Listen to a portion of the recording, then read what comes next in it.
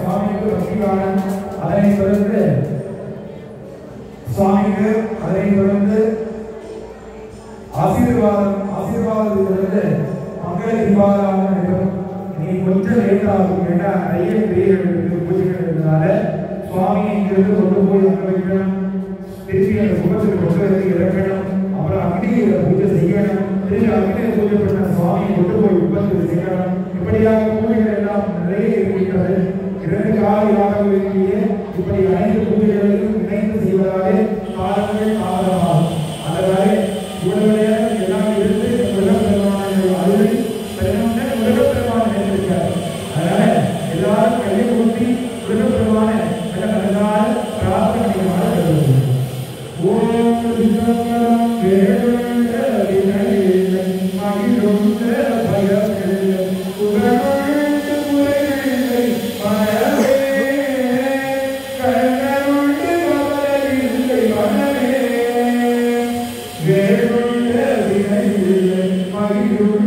பயமில்லை புகழுண்ட முறையில்லை மனமே கண்ணருண்ட கவலையில்லை மனமே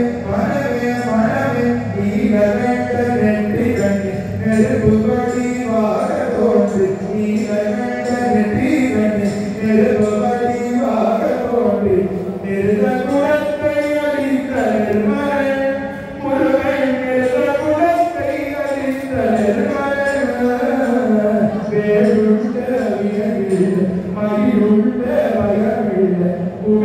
வினையில்லை மகிழுண்ட பயமில்லை புகழுண்ட முறையில்லை